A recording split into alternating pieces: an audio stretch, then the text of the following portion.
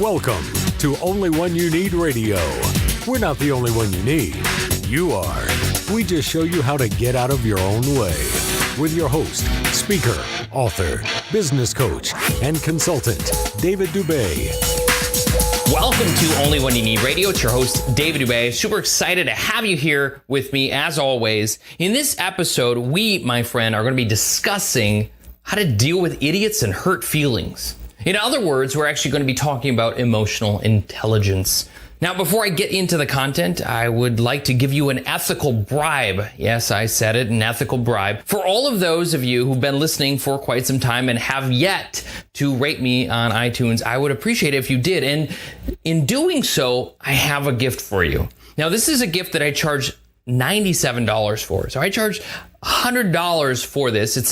It's called HD Mindset, and it's actually my video course that goes along with HD Mindset, the book that I co-authored. It's an awesome video training series, and I have a bonus that I give in there, and that bonus it's worth way more than $500. It's a transformative, it's actually called experiential transformation. Now, I'm not going to go into what it is, but let me tell you, it's absolutely awesome if you use and utilize it. So, do me that favor, go rate this, and then contact me via social media somehow, some way, whether it's Twitter, Instagram, Facebook, whatever. Contact me, let me know you did. I'll go verify, and then I will give you access to this course for free. What do you say? Good deal? I hope so. Now, also, I want to let you know that there's a video version of this. If you would rather watch me talk about this on video format, just go to YouTube and type in Only One You Need Radio, all spelled out, and you shall find me so you can watch this there. So without further ado, let's get into the content, shall we? Have you ever been hurt emotionally? Yes, that's a question. Have you ever been hurt emotionally? How does it feel? What's it like to feel hurt emotionally? It's crazy because emotionally is how all of us hurt. And in fact, there's two parts to it, right? We feel pain. So when someone punches you, stabs you, shoots you, whatever, you're going to feel the physical pain of that. And then you're going to feel the emotional anguish that comes from that. But the irony of it is, and oftentimes, we don't actually feel physical pain where it's just all emotional. We feel emotional pain because someone called us a name, or we're in a heated argument about something we believe in and the other person believes the opposite of, and now we're heated about it and we feel emotional pain from it. The other parts are someone stole something from us, or they didn't pay us for something we did. Now, there's so many different varieties of way that we can feel emotional pain. So many, and I'm not going to cover all of those, but the purpose of this video is to talk about emotional intelligence. Yes, I said it, emotional intelligence. So if you don't know what this is, make sure you buckle your seatbelts and pay close attention. This is a very powerful thing that everyone should truly know, understand, and use and utilize in their lives. Emotional intelligence. So what is it? There's three parts to emotional intelligence. The first part is what's something that Gary Vaynerchuk often talks about. If you follow this gentleman, if you don't worry about it. I'll fill you in. Gary Vaynerchuk is a prolific entrepreneur and very well known for helping people kind of get out of their funk, but he talks about this all the time. Now, he doesn't teach it, but he talks about this. So the number one thing that most people need to know is self-awareness. Self-awareness is extremely important, and I'll get into the aspects of self-awareness as this video progresses here. So, self-awareness, step one. Step two is self-management. The ability to manage oneself internally with the emotions that we're feeling. Now, the third step is empathy. Being able to empathize with other people. Now, there's a difference between empathy and sympathy, and I'll cover that as well. So, self-awareness, step one. Step one in self-awareness is being aware of how you're feeling and why you're feeling the way you're feeling. This is so vitally important. Now, let me give you a circumstance or a story that can relate or maybe make this a little bit more relatable to you. Story happens, it begins, prom of, I don't remember, I was a junior in high school. We'll go with that. And as I'm a junior in high school, with my girlfriend, planned going to prom, of course. Why wouldn't you do that? And I bought tickets. I don't recall if I bought her dress. I know I bought her shoes. I bought a whole bunch of other things for her already for this event. And the day before prom, I go to the mall to get the tux.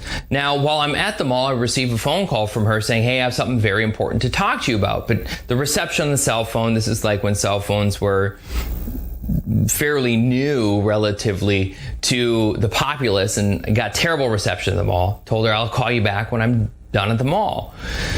And so I rent my tux, and I remember this vividly. They're like, okay, now remember, when you rent the tux, you get none of your money back. As soon as you take the tux from the rental office, no money back. And I was like, I don't need the money back, whatever. So I leave with my tux. Now I get home and I get on the phone with her. And she proceeds to tell me that she hung out with that guy that she told me about way before. And one thing led to another. I think you're getting the drift here, right? You're getting what happened. And I'm on our wireless phone. Those were a thing too. And I'm walking along the outside of the house towards the backyard. And then she tells me this. I'm devastated, right? And I start breaking down. And the first thing I say to her is, how could you do this to me? As tears start to stream down my face. And as I'm walking towards the back of the house, all I can think about is how devastated I feel and how devastated I am. And I say, how could you do this to me? And as she starts to come up with words, thinking to herself and expressing to me, well, this doesn't mean we shouldn't go to prom. And I'm like, what? And as I get to literally the back of the house, I don't know what changed, but it was like an instantaneous moment, and I started laughing.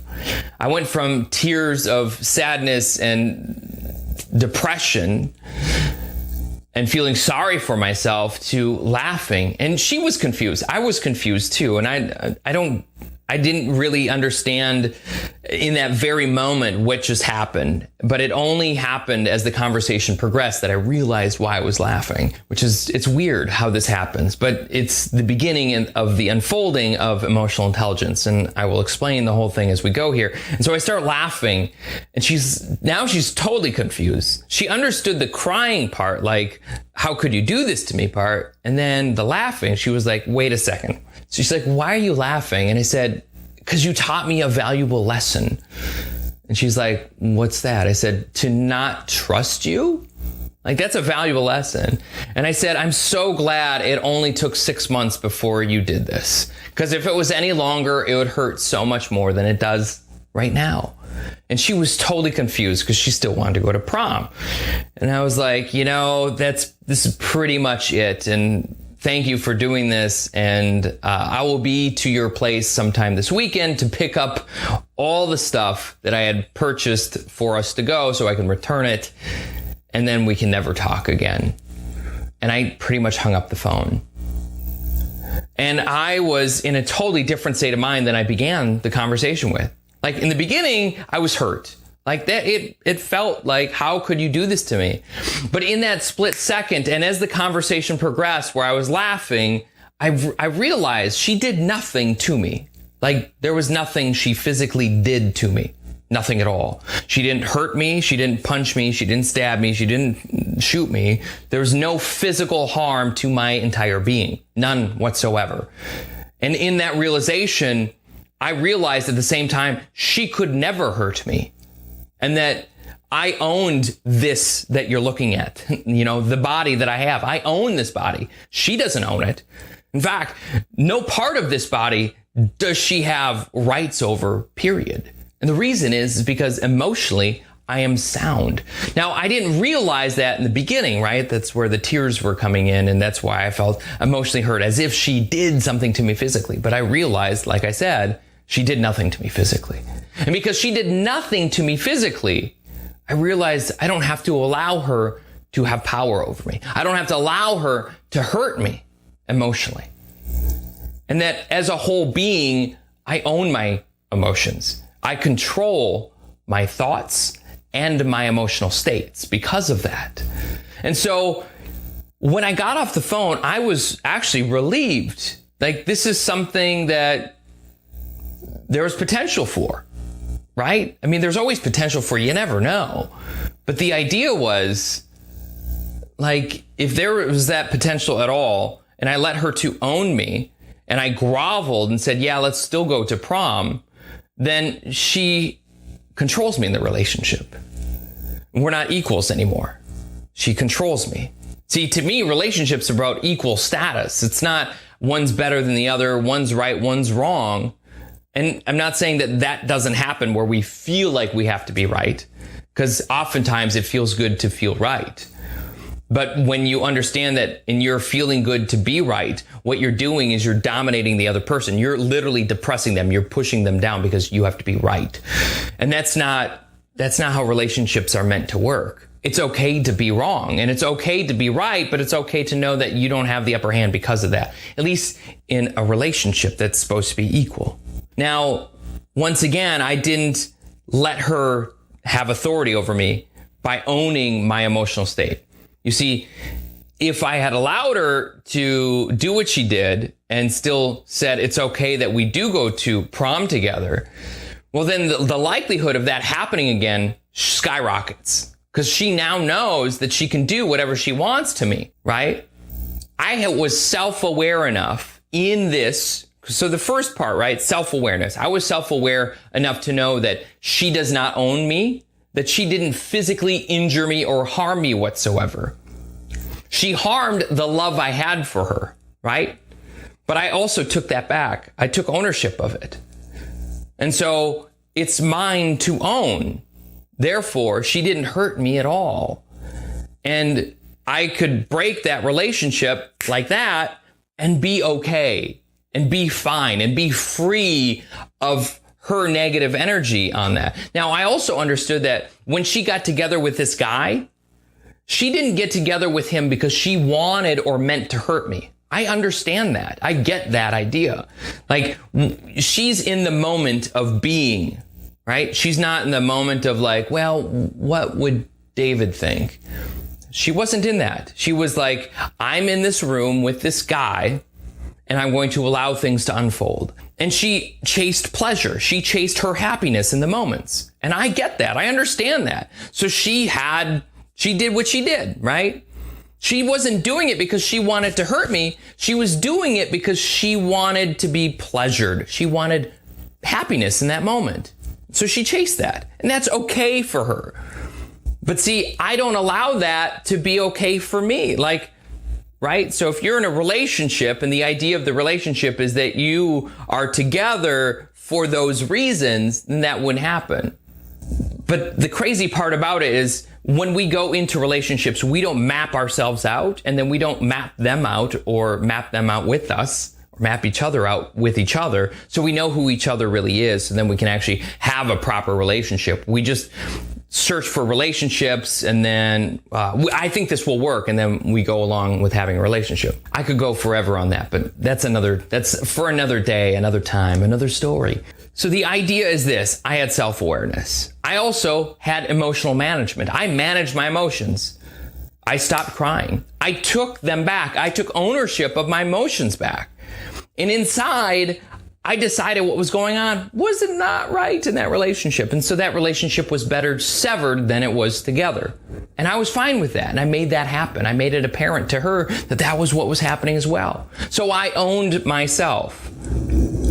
I also had empathy, right? I looked at her situation. What she was doing when she was in that room with that person was seeking pleasure for herself, not seeking hurt and malice for me. She didn't have that. She still loved and cared about me. She still wanted to go to prom. She still wanted to be in a relationship with me. It wasn't going to work. So I got that. I get that idea. I get what was going through her mind. I get it. But it doesn't make it all right either, right? There's one thing that this whole relationship didn't have. We both didn't have EQ going on. I did, she didn't. And that's fine. But I separate it because I know that. The interesting thing is we stay in relationships that aren't good for us or healthy for us because we're afraid to change. We're afraid that we're not going to find the right person for us. So we will just we'll put up with what we have, and we'll be okay with that. But all the while, our emotions are being drained, our lives are being drained, and it sucks. It really does suck. And then we're actually putting stress on not only ourselves, but even the family, if we have a family involved with kids and whatnot, because we're propping our relationship up for the betterment of the kids, which actually doesn't help the kids at all, because you're not happy, your partner's not happy. The kids suffer, even though they don't think they're suffering, because the family's together, the family's in a unit. And what it takes is this thing called communication, where if you communicate appropriately, which most people and most couples don't do, then you could actually resolve things and have an amicable separation and even happy children the entire time. But that doesn't happen. I mean, who am I to talk about this, right? Emotional intelligence, this is the most important part of anything that we can actually have in our lives.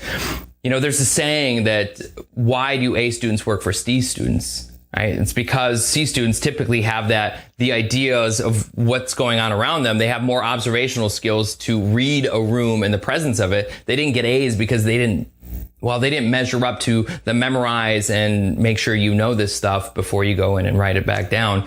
You know, write it down over here, and once you take the quiz, you'll have it right. Not this guy.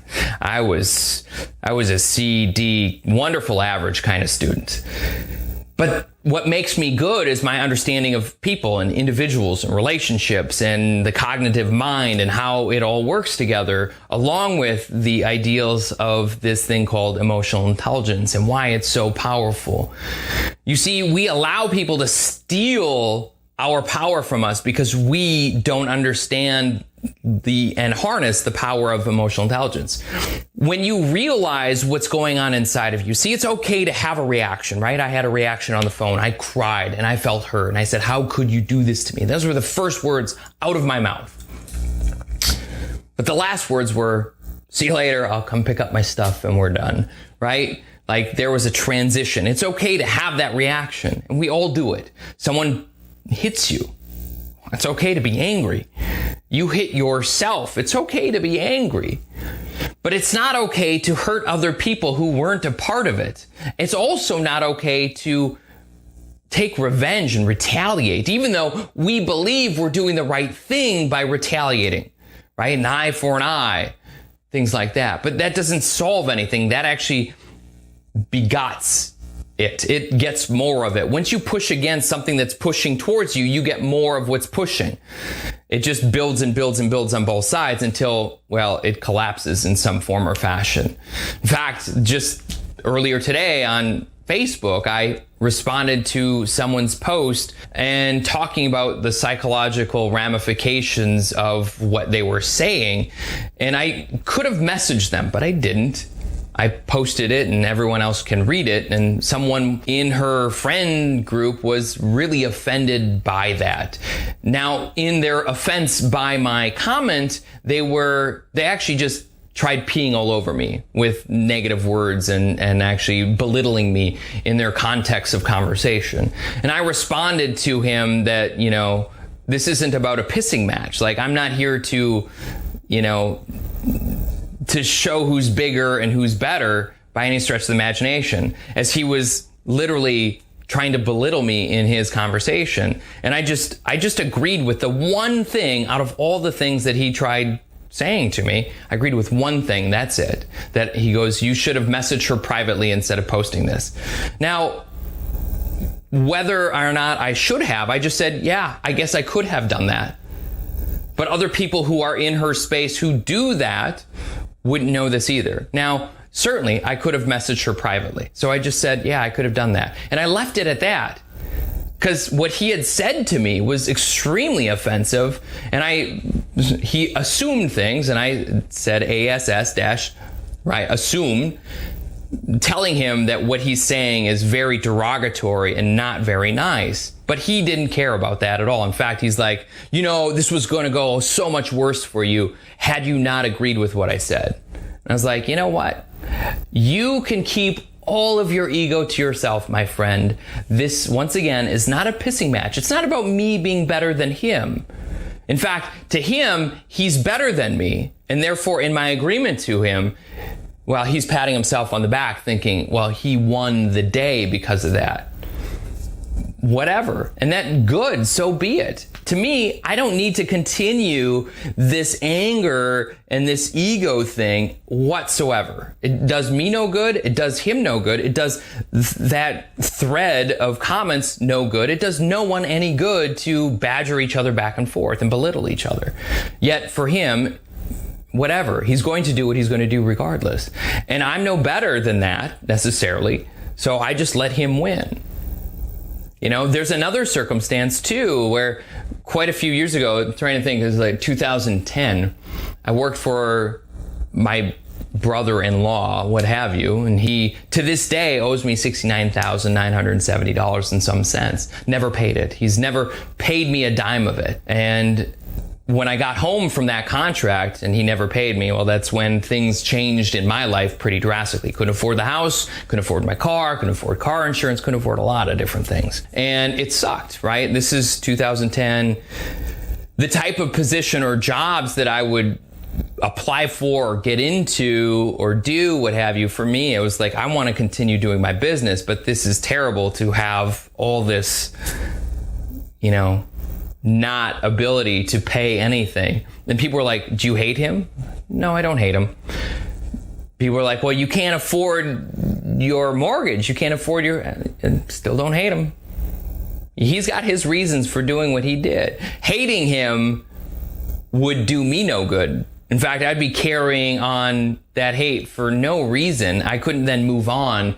And I would then always point to that situation as to why I'm stuck in this circumstance.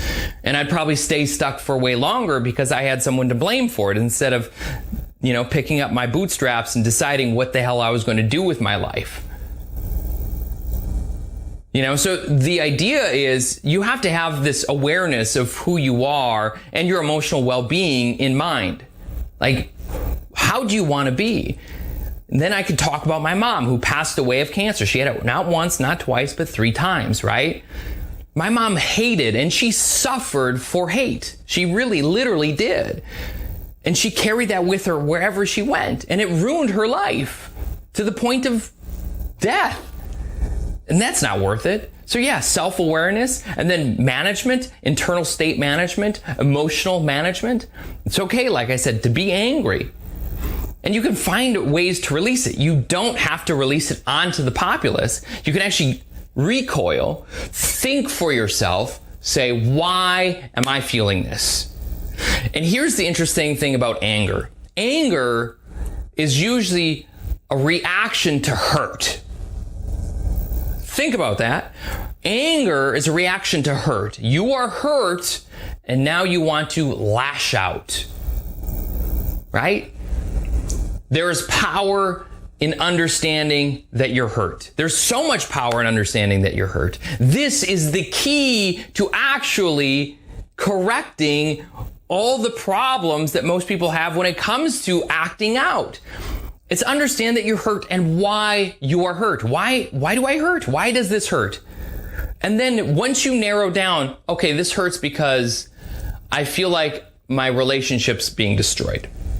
Or I feel like my ego is being shot at. My ego doesn't like it. And therefore, I feel like retaliating. And once you can understand these things, you can use the rational mind to then change the outcomes of your anger. Instead of hurting people around you, you can now redeem yourself and be like, okay, whoa, wait, hold on.